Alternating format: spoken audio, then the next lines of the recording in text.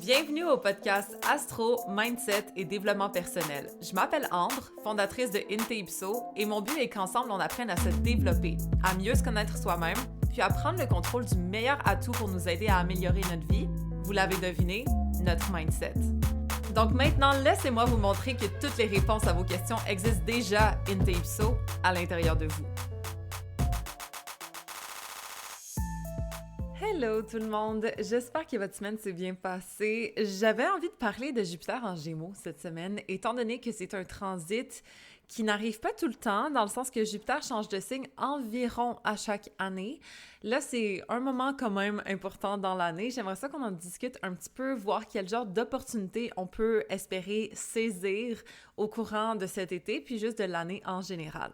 Donc, Jupiter tombe en Gémeaux le 25 mai. Si vous écoutez ce podcast-là quand il sort, ça va sortir le 26 mai. Donc, bref, c'est maintenant, OK? Ça vient de commencer. Et Jupiter, c'est quoi? On se rappelle que c'est de l'expansion, c'est de l'amélioration, c'est des opportunités, c'est de l'abondance dans un signe en particulier. Et dans ce cas-ci, c'est le Gémeaux. Donc, qu'est-ce que ça implique? C'est que ça se peut qu'on ait des opportunités, de l'amélioration, de l'expansion dans tout ce qui touche aux Gémeaux, c'est-à-dire l'apprentissage, la communication, les échanges, les interactions entre les personnes. Je pense sincèrement que cet été, ça va être un été social. Pour vrai, même pour mes gens un peu plus sauvages, là, je m'inclus dans le groupe, ça peut être un bon moment pour network, pour peut-être être ouverte aux opportunités, que ce soit au niveau des réseaux sociaux, au niveau de réseauter entre personnes, de sortir, de dire oui à certaines situations qu'on dirait non d'habitude parce qu'on est un petit peu asocial et tout. Là, c'est le moment de sortir de sa zone de confort au niveau interactif, au niveau communicatif, au niveau apprentissage, OK? Donc, si jamais, justement, vous vouliez peut-être vous former dans quelque chose, apprendre un sujet, bien, de prendre le temps de le faire cet été, ça peut vraiment être le bon moment, de prendre le temps d'interagir un peu plus avec les gens autour de vous ou d'élargir votre réseau, peu importe de quelle façon. Je pense aussi que ça peut être une belle fenêtre d'opportunité pour nous. Et on se rappelle que les transits et Jupiter qui entre en Gémeaux, c'est un transit en passant pour ceux qui ne connaissent pas, c'est comme une fenêtre d'opportunité, un moment propice à. OK? Ça veut pas dire qu'on doit le saisir, mais ça veut juste dire que c'est peut-être plus favorable à l'interaction, à l'émancipation de notre esprit, à connecter avec d'autres personnes, à en apprendre plus sur des sujets qui nous intéressent, comme on n'est pas obligé de le faire. Mais c'est juste que ça peut être favorable si jamais on essaie de saisir cette opportunité-là à notre avantage. Donc, c'est d'en garder tête, d'essayer de ne pas nécessairement s'échapper de ça ou d'être vraiment en mode ermite. Si vous êtes en mode ermite, c'est pour apprendre des nouvelles choses, OK? C'est ça que je vous conseillerais de faire. Mais sinon, idéalement, d'interagir un petit peu, de comme voyager, de voir du monde, de sortir de votre petite grotte. Je suis vraiment dans une freaking grotte, personnellement, mais en tout cas, je sais que je vais peut-être être un petit peu plus sociale à partir de ce moment.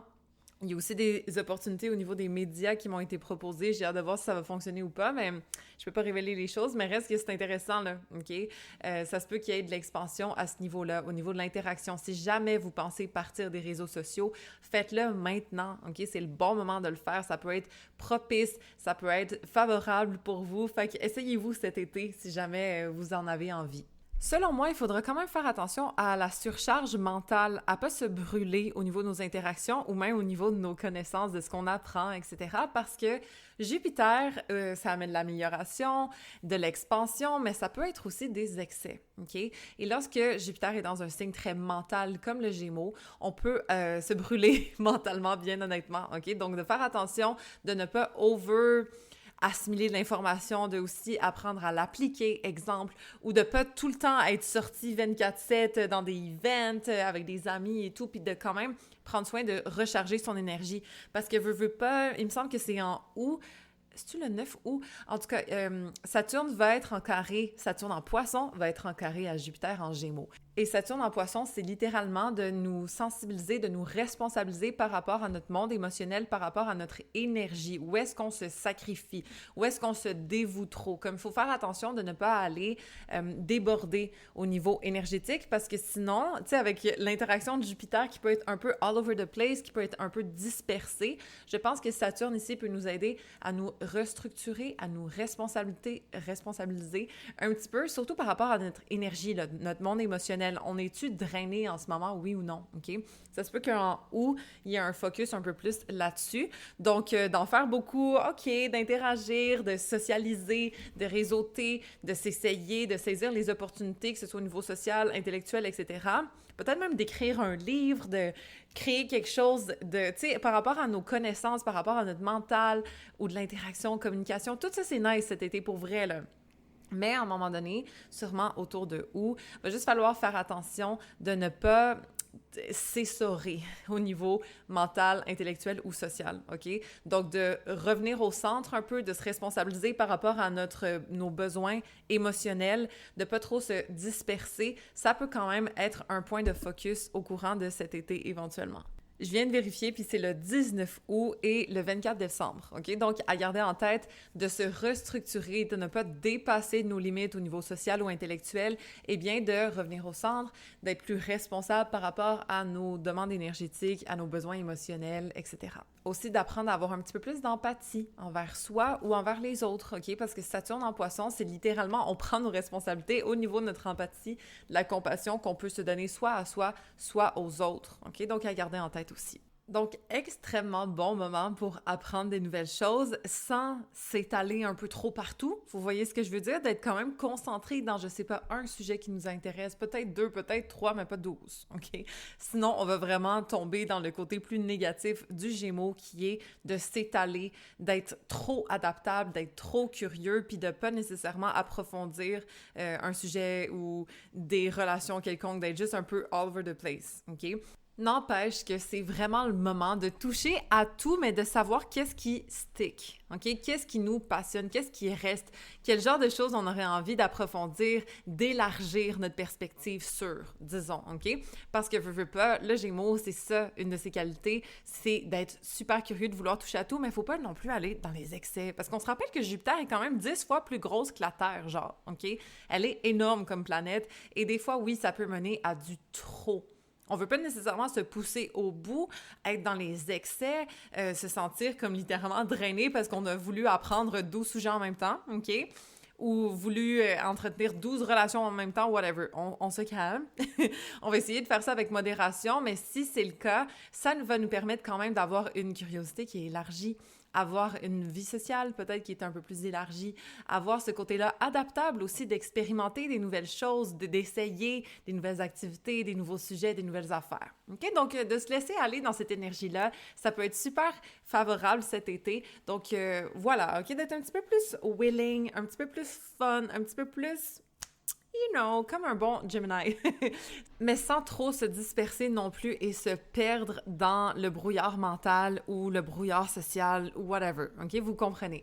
Donc, de garder un peu de constance. Peut-être ça va être un petit peu plus difficile cet été, bien honnêtement. Puis je dis cet été, mais honnêtement, c'est toute l'année qui s'en vient, là. Donc, quand même, d'essayer d'être... comment je peux dire, rigoureux / discipliné quand même, mais de profiter de cet élan de sociabilité, d'apprentissage, ça peut être la meilleure façon de procéder, selon moi, OK? Oui, j'ai des placements Capricorne, fait que c'est un petit peu biaisé. Je suis toujours pour la rigueur, la discipline et la constance.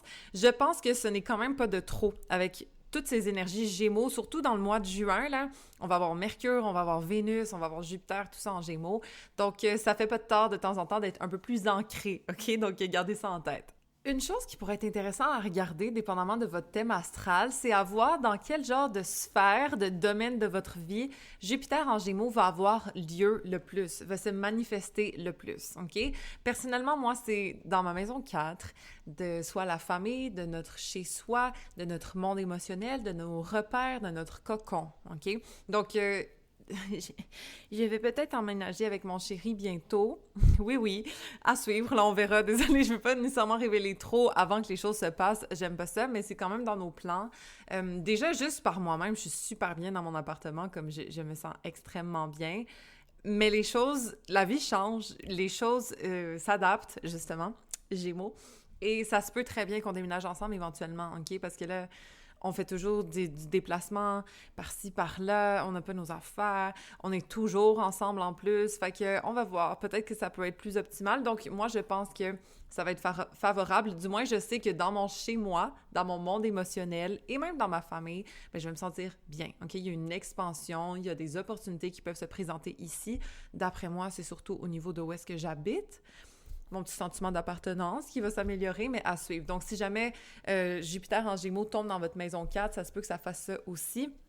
Pour être sûr de voir ça, en fait, il faut sortir votre thème astral, OK, si vous ne l'avez pas déjà regardé, et voir, ben le signe du Gémeaux se trouve dans quelle maison. Des fois, il y a comme, tu sais, ça va être séparé, mais disons les premiers degrés du Gémeaux, là, 0, 1, 2, whatever, allez regarder c'est dans quelle maison et ça va progresser jusque dans quelle autre, parce que des fois, c'est comme à la moitié de la maison. Bref, sinon, prenez une analyse de thème astral, on peut regarder ça ensemble. Mais si ça va tomber dans votre maison 1, donc, si vous êtes ascendant Gémeaux, OK, éventuellement, ça se peut que ce soit pas tout de suite cet été, mais que ce soit plus au courant de l'année, là, dans les 6 prochains mois, dépendamment du degré de votre ascendant, OK? Si c'est comme à 17 degrés, bien, ça va être au milieu de l'année, genre.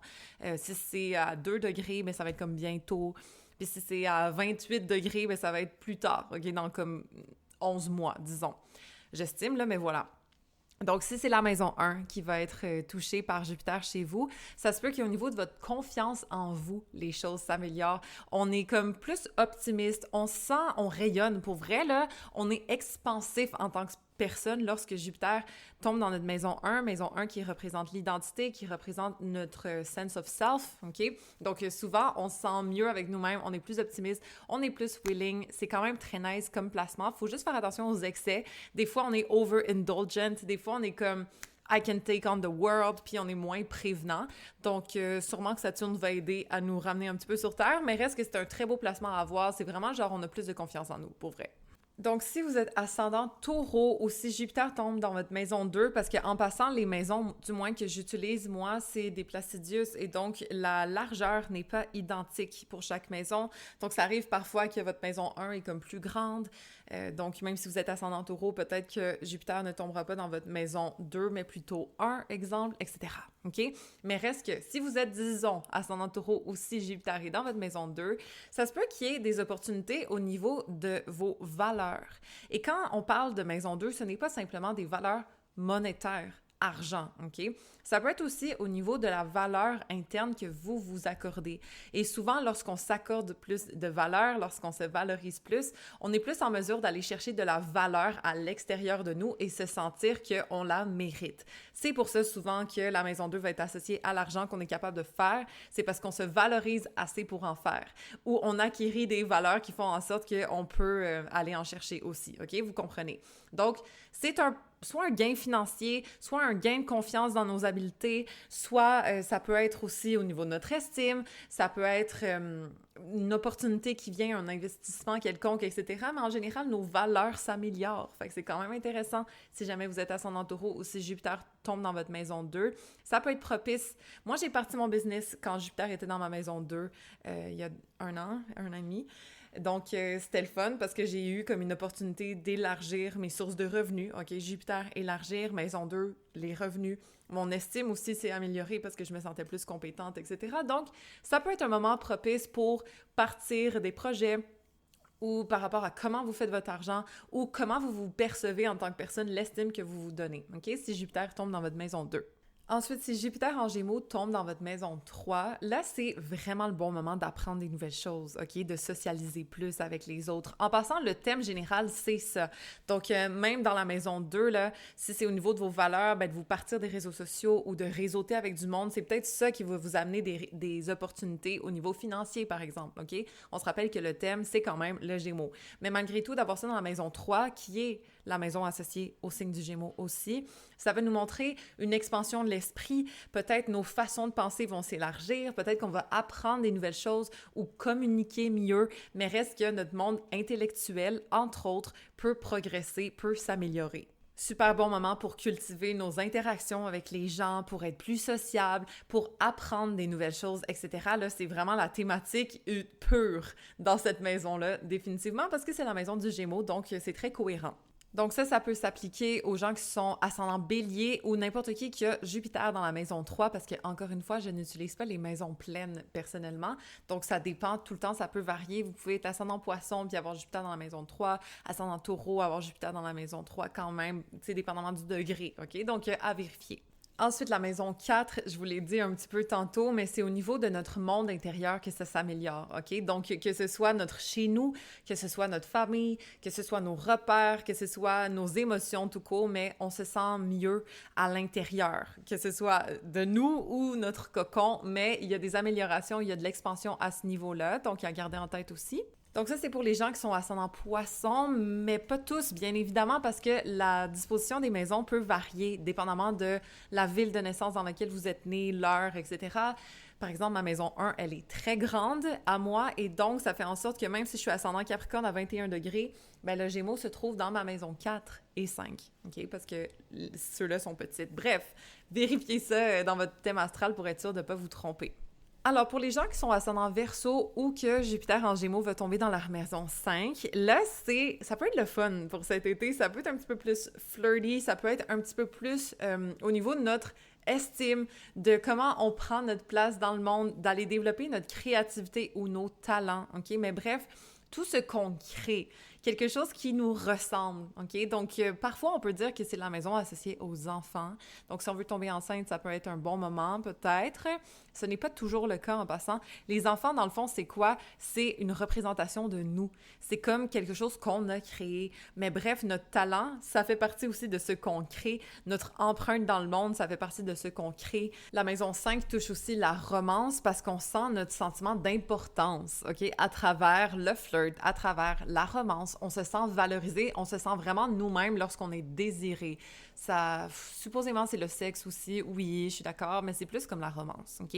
Parce que lorsqu'on se sent désiré, on se sent vraiment nous-mêmes. Donc, lorsque Jupiter va tomber dans votre maison 5, ça se peut que vous vous sentiez plus vous-même, que vous soyez plus confiant, soit en votre sex appeal, soit en votre charisme, soit en votre talent, soit en tout ce que vous êtes capable de créer, dans le fond, OK? Donc, à garder ça en tête, mais ça peut être un transit très intéressant pour se sentir bien avec soi. Donc, de créer quelque chose, que ce soit un enfant, que ce soit un nouveau projet, que ce soit juste de s'exposer plus dans le monde, de faire briller plus qui on est, c'est un bon moment. C'est comme une opportunité de le faire lorsque Jupiter tombe dans notre maison 5. Ensuite, pour les gens qui sont ascendant Capricorne ou qui vont avoir Jupiter dans leur maison 6, là, c'est le bon moment de changer sa routine, OK? D'avoir un peu plus d'optimisme par rapport à notre quotidien. En fait, ça se peut qu'on ait envie de se sentir plus utile ou qu'on se sente plus productif ou qu'on ait envie de comme upgrade nos façons de faire, OK? Parce que la maison 6 est associée à la Vierge. En passant, la maison 5 est associée au Lion, la maison 4 est associée au Cancer, je ne l'ai pas dit tantôt. Mais reste que la maison 6, c'est souvent comment on peut servir, se sentir utile dans le monde ou se sentir utile par rapport à soi, OK? Nos objectifs. Donc, c'est pour ça que souvent, lorsque Jupiter tombe dans notre maison 6, on perfectionne notre quotidien, on perfectionne la façon dont on s'occupe de notre corps ou qu'on s'occupe aussi, je veux pas dire des autres autour de nous, mais comme la différence qu'on fait, l'utilité qu'on a, soit dans notre monde ou soit dans le monde des autres autour de nous. Donc, ça peut être le bon moment de peut-être créer une routine qui nous fait sentir bien avec nous-mêmes, structurée, malgré que ce soit en Gémeaux, hein. Fait que c'est peut-être de prendre une routine par rapport à l'apprentissage, comme à quelque chose qu'on veut apprendre et maîtriser, mais de se mettre 1 heure par jour pour apprendre ce sujet-là, ça peut être la bonne chose à faire. Ça peut être aussi de, je sais pas, d'aller dans un club de course où est-ce que tu socialises avec du monde, donc le Gémeaux, mais qui te fait progresser ton état physique et mental, OK, la course. Donc, à réfléchir, mais c'est juste, on perfectionne notre routine. On perfectionne notre quotidien, on se sent mieux avec nous-mêmes, on se sent plus utile, on se sent plus efficace. Donc, ça peut être un bon moment d'appliquer ce genre de choses dans nos vies. Des fois, ça arrive aussi qu'on ait une opportunité au niveau professionnel et pas nécessairement d'une façon genre changement de carrière, mais comme notre routine, notre quotidien, même au niveau travail, peut s'améliorer, OK? Fait que si jamais ça bloque, si jamais il y a des choses qui vous dérangent au travail puis vous avez Jupiter en maison 6, parfois ça arrive qu'il y ait des petites améliorations qui se passent dans votre quotidien, que ce soit par rapport à votre santé ou par rapport au rôle que vous avez à jouer au niveau service, au niveau utilité dans le monde. OK, et là, ça devient intéressant pour les gens qui sont ascendants Sagittaire ou qui vont avoir Jupiter dans leur maison 7. La maison 7 qui est associée à la balance, qui est associée à l'union, au partenariat, au couple, entre autres. OK? Notre relation à l'autre. L'autre peut être notre conjoint, l'autre peut être notre partenaire de business, l'autre peut être simplement des relations one-on-one qu'on a avec d'autres personnes. Donc, lorsqu'on a Jupiter, planète de chance, d'expansion, d'amélioration, qui transite notre maison 7, souvent, il va y avoir une amélioration au niveau du couple. Donc, si on est célibataire, parfois, ça arrive qu'on rencontre, OK? Donc, soyez sociable, soyez plus interactif, liez-vous avec d'autres personnes parce que ça se peut qu'il y ait des opportunités qui ressortent de ça. Donc, Jupiter, opportunité en Gémeaux, OK? Sociabilité, intellect, etc. Donc, dites oui, OK? Dites oui d'aller rencontrer, dites oui de sortir avec une amie de fille, même si ça ne te tente pas, parce que ça se peut qu'il y ait plus d'opportunités de rencontrer quelqu'un si vous êtes célibataire et que Jupiter tombe dans votre maison 7, OK? Sinon, si vous êtes en couple, ça arrive parfois qu'on officialise les choses, qu'on se fiance. Moi, j'ai vu souvent des enfants qui arrivaient lorsque Jupiter tombait dans la maison 7 d'un des deux parents. J'ai vu aussi des voyages en couple qui pouvaient être super favorables. J'ai vu des couples qui déménageaient ensemble à ce moment-là. Mais bref, il y a une amélioration qui se passe dans le couple. C'est souvent favorable. C'est comme avoir un petit vent dans les voiles au niveau relationnel. Donc, que vous soyez célibataire ou que vous soyez en couple, c'est très bon. Après, la seule petite chose qui peut être bof, c'est lorsqu'on est dans un couple vraiment toxique. Jupiter en maison 7 veut de l'optimisme, veut des idées de grandeur en couple. Donc, si on est dans une situation qui est bof, on a souvent tendance à vouloir partir, OK? À vouloir comme voir autre chose, s'étendre d'une façon plus positive ailleurs ou juste se séparer tout court sans nécessairement aller chercher, voir ailleurs, là, mais vous comprenez, OK? Peut-être que, je sais pas, vous êtes avec un partenaire qui est plus contrôlant, Jupiter en Gémeaux tombe dans votre maison 7, ben c'est comme, yo, j'ai besoin de ma sociabilité, j'ai besoin d'aller faire mon papillon social, là, j'en peux plus, je m'en vais, OK? Ça peut être possible, mais en général, c'est toujours positif, OK? Jupiter veut pas dans n'importe quelle maison, c'est de la positivité, de l'amélioration, de l'expansion qui arrive dans ce domaine de vie. Donc, que ce soit même une séparation, ce serait une séparation qui sera positive à ce moment-là. Mais dans la majorité des cas, c'est toujours quelque chose qui améliore le couple ou qui améliore notre approche du couple. Donc souvent, si on est célibataire, on veut rencontrer quelqu'un qui va être positif à notre relation face au partenariat, par exemple. Donc c'est souvent des gens positifs qu'on va rencontrer lors de ce transit-là. Si vous êtes ascendant Scorpion ou que Jupiter en Gémeaux tombe dans votre maison 8, c'est un super bon moment pour aller faire de l'introspection, du shadow work, travailler sur vos bobos, vos traumas, OK? C'est pas obligé d'être juste ça. Ça peut être un moment aussi où est-ce qu'on va fusionner avec quelqu'un ou être vraiment intense et passionné dans quelque chose. Donc, peut-être au niveau apprentissage, de vraiment comme aller en profondeur dans un sujet qui vous passionne au niveau mental, ça peut être une bonne idée. Aussi, au niveau partenariat, de s'associer avec des personnes, si jamais il y a des opportunités d'être en partenariat et de faire des gains financiers, ça peut être un bon moment aussi, parce qu'on se rappelle que la maison vide, ça correspond à l'argent des autres. Mais pourquoi? C'est simplement le côté fusionnel, où est-ce qu'on s'unit.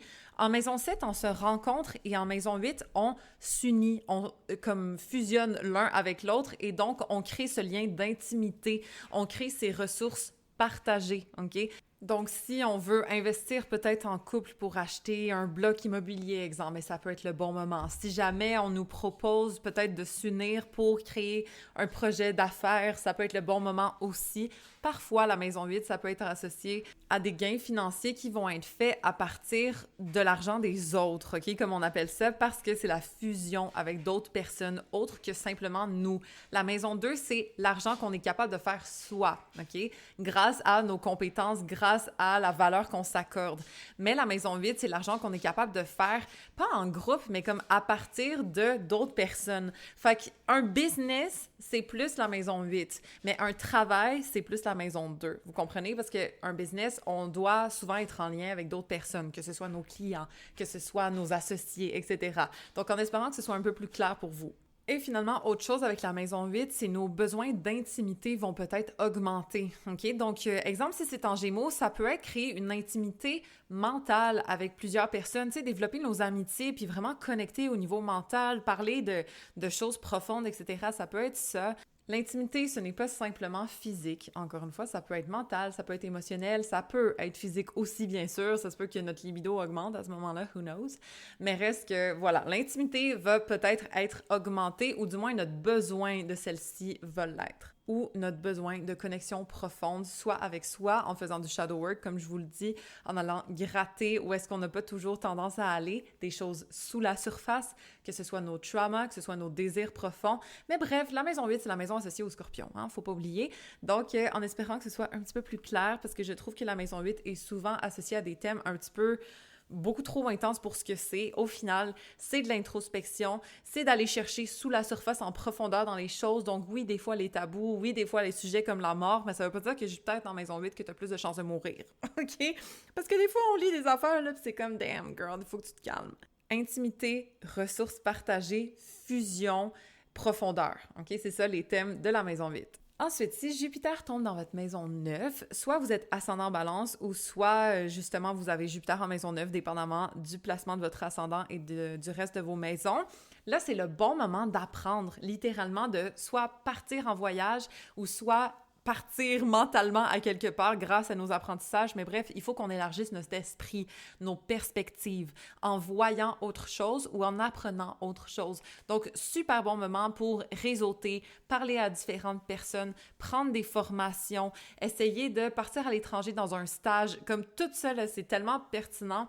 Peut-être même élargir notre foi ou nos perspectives de vie, mais la maison 9, c'est associé au Sagittaire, tout ce qui touche à l'élargissement de l'esprit, à connaître autre chose, à voir autre chose, à découvrir la vérité dans la vie. Donc, que ce soit à partir de formation, encore une fois, moi, je vois souvent là, des gens qui se forment en maison 9, avec Jupiter en maison 9, et qui deviennent leur carrière de rêve, leur métier de rêve, bref, en maison 10, Jupiter en maison 10, OK, on va parler après. Super bon moment pour élargir ses connaissances, élargir son réseau, élargir ses horizons, ses perspectives lorsque Jupiter transite en maison 9. Et lorsque Jupiter transite en maison 10, donc ça c'est pour les ascendants vierges ou les gens qui vont avoir Jupiter en maison 10 à ce moment-là. Là, à ce moment-là, tout ce qu'on a appris dans la maison 9, on voit les répercussions dans la maison 10.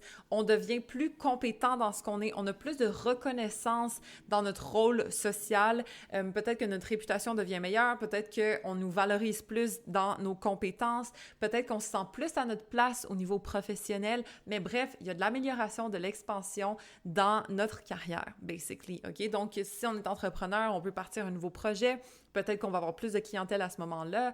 Moi, j'ai déjà eu des clients qui étaient mieux reconnus à leur travail simplement. Ils avaient fait plus de ventes à ce moment-là. Il y en a d'autres qui ont changé de travail parce qu'ils se sentaient comme étouffés où est-ce qu'ils étaient. Et Jupiter, c'est l'expansion, c'est la liberté, entre autres. Donc, il y avait besoin d'avoir un vent nouveau là, au niveau professionnel. C'est très commun. Mais bref, c'est positif, c'est agréable, c'est comme, on a le vent dans les voiles, justement, au niveau professionnel, au niveau carrière. Donc, si jamais on est perdu ou si jamais on veut plus au niveau professionnel, ça se peut qu'on ait Jupiter qui transite notre maison 10. C'est comme, on a des envies de grandeur, on veut pas rester limité à quelque part où est-ce qu'on n'aime pas. On a envie de se sentir bien professionnellement. Donc, c'est le bon moment de changer de travail, c'est le bon moment de partir un projet, c'est le bon moment peut-être d'être rester à l'affût des opportunités qui peuvent se présenter pour nous au niveau professionnel, OK? Donc, si jamais vous avez ce transit-là, c'est quasiment sûr que soit vous allez changer de travail, vous allez être mieux reconnu dans le domaine où est-ce que vous êtes, mais bref, il y a une amélioration qui va se passer au niveau professionnel. Des fois, c'est notre rôle social qui change. OK, moi, j'ai déjà vu une cliente qui était orthopédagogue et qui est devenue maman à ce moment-là. Donc, son rôle dans la société, parce que veut pas, la maison 10, c'est notre place sociale aussi, a changé. Puis c'était un bon rôle, dans le fond, elle était contente d'être maman. Donc, voilà, OK, elle a eu ce transit-là dans sa maison 10. C'était sa grossesse ainsi que, bon, elle a accouché et elle est devenue maman. Son rôle social s'est transformé. Parfois, ça peut arriver qu'on se marie aussi. Lorsque Jupiter tombe dans notre maison 10, au lieu d'être quelqu'un de célibataire, on devient quelqu'un de marié. Donc, notre rôle social change. Ça peut arriver, mais moi, je vois souvent plus une amélioration au niveau professionnel, au niveau carrière qui se passe dans la majorité de ma clientèle. Ensuite, si Jupiter en Gémeaux veut tomber dans votre maison 11, du réseautage, du cercle d'amis, de la communauté, il y a toujours un moment un peu plus social là-dedans. Peut-être que c'est le bon moment d'aller faire des activités avec des gens qui vous ressemblent. Peut-être que c'est le bon moment de partir vos réseaux sociaux, justement. OK? Ça, c'est pour les gens qui sont ascendant Lion ou que Jupiter va tomber dans votre maison 11. Vraiment bon moment pour vous genre, put yourself out there, si je peux dire, OK? Donc, allez rencontrer du nouveau monde, allez vous mettre sur les réseaux. Bref, il faut qu'on vous voit, il faut que vous soyez entourés à ce moment-là. Donc, que ce soit de cultiver plus vos amitiés, que ce soit d'aller trouver des gens qui vous ressemblent dans une communauté qui est similaire à vous, qui a les mêmes genres de valeurs ou qui aiment faire les mêmes choses que vous. Ça peut être un bon moment là, d'être un peu plus social et d'élargir son réseau.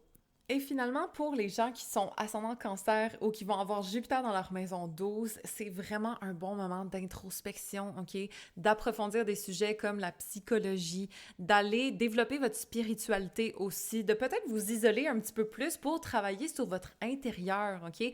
Puis notre intérieur, pas d'une façon comme la maison 4, qui est plutôt notre monde émotionnel, mais vraiment notre intérieur au niveau de notre âme, au niveau de nos philosophies de vie, au niveau de nos croyances, au niveau de nos valeurs, ultime. Vous voyez ce que je veux dire? Donc, c'est la maison qui touche aux poissons.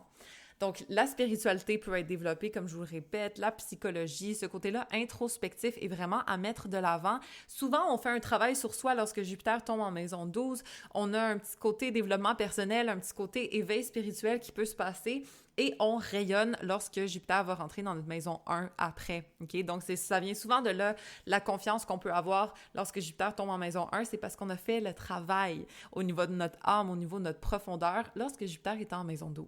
Donc, peut-être d'en apprendre plus sur des sujets qui vous passionnent et qui vous permettent de vous développer en tant que personne. Ça peut être super pertinent. Peut-être côtoyer des gens qui sont positifs et qui vous permettent de vous éveiller au niveau spirituel. Peu importe c'est quoi, ça peut être un bon moment pour travailler son intérieur, encore une fois. On n'est pas nécessairement en train de vouloir danser sur des tables à ce moment-là. On est plus en mode introspectif. Ça n'empêche pas qu'on peut être social, on peut sortir et tout, mais ça va être des connexions plus profondes qu'on va rechercher, OK? Ou ça va être de l'apprentissage plus profond. Encore une fois, c'est pas de surface cette fois-ci. Même si le Gémeaux est un signe de surface, la maison 12 est une maison de profondeur. Donc, très bon moment pour travailler sur son intérieur à ce moment-là. Donc, créer des bonnes habitudes au niveau spirituel, de cultiver son monde intérieur, c'est à faire, c'est recommandé. La maison 6, c'est la maison des habitudes plus au niveau tangible.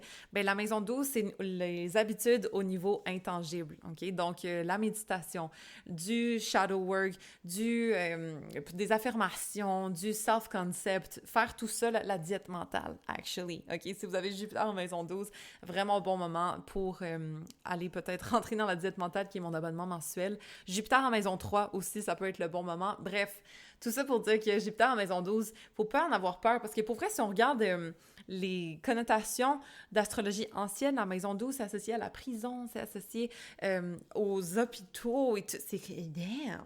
Je comprends, parce que s'il y a une place où est-ce qu'on s'isole, c'est bien dans des hôpitaux et dans des prisons qu'on est confronté à nous-mêmes, où est-ce qu'on fait de l'introspection, etc. Puis lorsqu'on se rapproche de Dieu, parce que ce soit, on a besoin de notre foi, OK? Que ce soit au niveau, dans la prison ou au niveau hôpital lorsqu'on est malade. Mais ça, je trouve que c'est un peu dépassé, bien honnêtement. Donc, introspection. Travail sur soi et on va se sentir bien là-dedans. Jupiter, on se rappelle, c'est une planète d'opportunité, d'amélioration. Donc, notre monde intérieur, notre côté introspectif, notre spiritualité peut s'améliorer à ce moment-là. Donc voilà, guys, j'espère que ça vous a fait plaisir. J'espère que vous avez compris un peu plus peut-être qu'est-ce qui s'en vient pour vous au courant de la prochaine année. Si c'est pas toujours clair, on peut toujours regarder ça ensemble à travers une analyse de thème astral, c'est-à-dire une ouverture de tête complète dans mon lien en bio, OK, ou dans mon lien, mon site web dans le fond. Donc vous pouvez aller regarder ça. Si jamais ça vous intéresse, on peut approfondir. Je suis pas nécessairement quelqu'un qui va faire des prédictions mois par mois parce que j'aime ça le libre arbitre et je pense sincèrement qu'on crée notre réalité, mais des fois, c'est bon de regarder les grosses planètes, donc Jupiter, Saturne, Uranus, Pluton, tout ça. Elles sont où dans votre thème? Quel genre d'aspect elles vont faire à vos planètes personnelles pour voir comment ça peut vous affecter d'une façon plus... je veux pas dire universelle, mais comme macro, là. J'aime pas ça regarder les transits d'une façon micro, parce que... j'ai l'impression de me faire contrôler par les astres, puis ça me dérange, personnellement, OK? Mais je pense que lorsqu'on peut être au courant de ce qui s'en vient au niveau macro, avoir une ambiance générale de ce qui arrive, ça peut nous aider à prendre des meilleures décisions et à ne pas se sentir un peu perdu au courant des aléas de la vie, OK? Donc, si jamais vous voulez qu'on regarde ça ensemble, je peux vous faire vos prédictions d'une façon plus... macro, on va appeler ça comme ça, ainsi que d'analyser votre thème astral en général. Donc, dans l'ouverture de tête complète, vous allez pouvoir faire ça en espérant que ce podcast vous a fait plaisir, vous a aidé à comprendre un peu plus qu'est-ce qui allait arriver pour vous, ou du moins juste d'élargir votre compréhension sur Jupiter, OK? On se reparle la semaine prochaine. Merci beaucoup de votre attention, puis si jamais vous pouvez penser à mettre un 5-star comme review, ça me ferait vraiment plaisir, ça aide d'autres personnes à connaître le podcast. Donc voilà, passez une bonne semaine, puis rappelez-vous que toutes les réponses existent déjà in deep soul à l'intérieur de vous.